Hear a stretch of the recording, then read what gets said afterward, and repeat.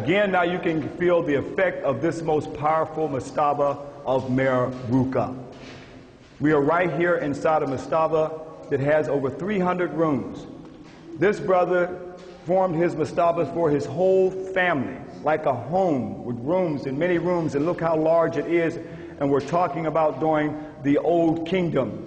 And he was a Tajeti, or what is known as a vizier for Teti. Now, what was his job? What did he do? He looked over all the others who were the builders of the mastabas. He also was the overseer of the crafts in the area. Now, what relationship can we connect that to what we know today? That is Masonry. This is where he was the overseer of, he was the grand master of all the crafts, all the workers in this area. So he was a very serious grand vizier that would be equivalent to somebody like Imhotep. But he was for Teti. Now, of course, to become such a high status, you had to go to school for 40 years to become the grand master.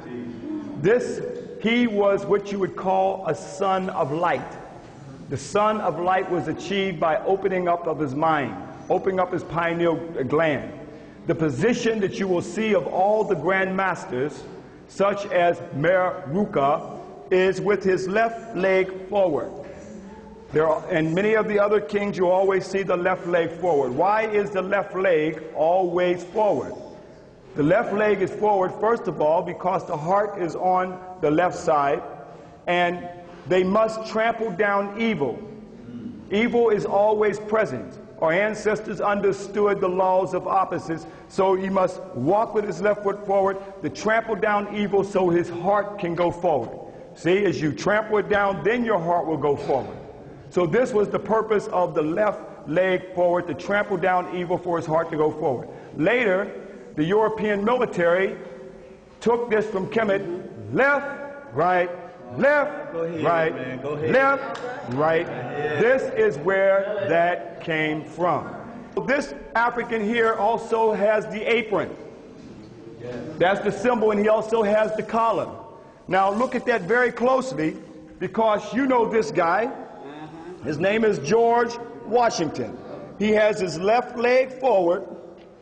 Look at the collar and the apron. Where did it? Now you have come back, all the way back, and seeing the origin. But we want to show you where this came from. This didn't start in no 1717 tea house in England. This was the 360 degrees what we had, not no 33 degrees, a few degrees above freezing. These were the true grand masters. This is the origin. So why would you go back to Jerusalem with Solomon's temple, supposedly where Hiram Habith was the grand master for Solomon of 900 years BC? Brothers and sisters, this is over 4,000 years ago. There was no Hiram Habith yet. There was no Solomon yet. So why should we be worshiping them? Because we have lost our story. This is where it all began, Masons. Huh? This is where it all came from. This is the true worshipful grand master that stood in the northeast corner where you are right now to get the light, where the light of the world came from. This is where the Pythagorean order came from. So we got all kinds of levels we're going to be dealing with here. But this is where it came from. And that's why they put this symbol on the dollar bill. They knew where the light of the knowledge came from. The pyramid, here where you are, brothers and sisters, which you saw up on that hill. Why were they using these symbols? Now you understand why we were not allowed to deal with Kemet. We must take the key and unlock the sacred knowledge is what we're doing here. But brothers and sisters, we come back to grab you with the Grand Master's grip, to bring you up to the living perpendicular to who we are as an African people. That's what we're trying to do here, brothers and sisters. Okay, let's see if we can find some Mararukas in here.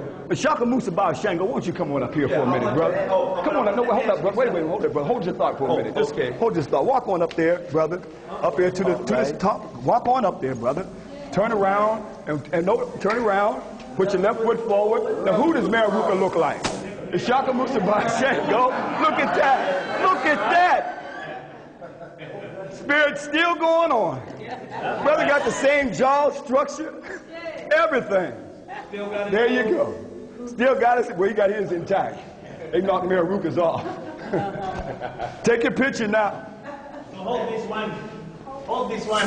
Power. Yeah, the power. Yeah, the power. Light power. There he is. There he is, right there, Mayor Ruka. All right.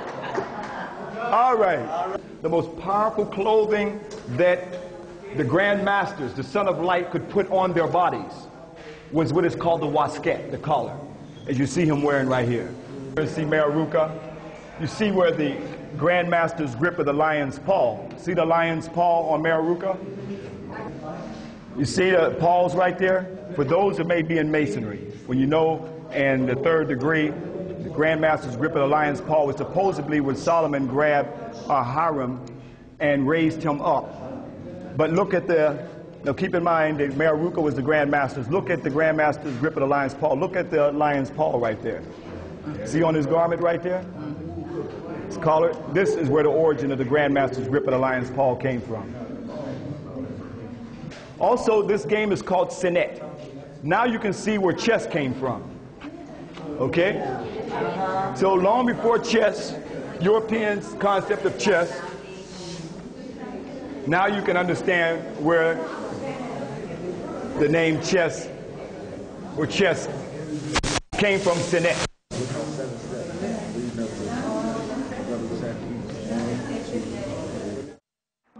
Ruka of the 6th dynastic period over 4,000 years ago. But look at this. You see him with the collar and the apron because he was truly the grand master of his time. Now you can understand where George Washington with his left foot forward, the apron and the collar is all coming from you, Brother Mason. Coming from you. But yet you know the secret. Tell me about Mayor Ruka then. Tell me about Imhotep. Tell me about Amenhotep, son of Apu. Tell me about May. We had this thousands of years of knowledge, Brother Mason. I don't mean nothing disrespect, but we must open up to who we are unless we stay eternal slaves. Let's go back to the craft of Amun-Ra. Let's go back to the Grand Masters who taught for thousands of years. Got your African architect of the present day Masons, like in St. Louis.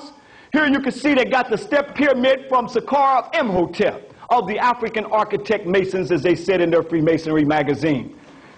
Let's go after this, even the lotus columns and everything. Even if you were to go inside of white folks' Western Freemasonry, here they talk about the 1st degree, 2nd degree, 3rd degree of entering apprentice, and the 3rd degree is the Blue Lodge, and the Blue Lodge is supposed to be the Grand Master. How can you be a Grand Master in the 3rd degree?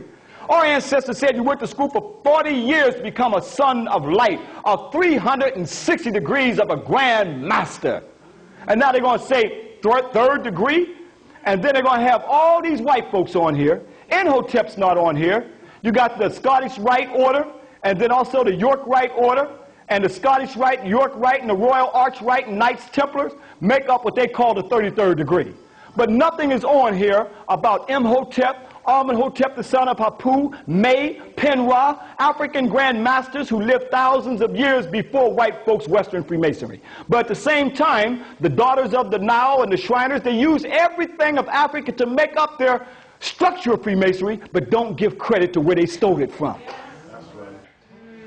They got an order in the 13th degree called the Royal Arch Order of Solomon. But that Royal Arch Order, brothers and sisters, can be found right there in the Kemetic Nile Valley, the arches and Medina Habu to Ursa Ma'at Ra September Ra, as I'm standing in a position called the Ka Nisi Amsu. That means that we must walk with our left legs forward to trample down white supremacy for our spirits to go forward. So that is called the Ka Nisi Amsu. On the Hetcheru, you see our ancestors carved over 3,000 years ago in the Ka Nisi Amsu to trample down evil for the heart to go forward.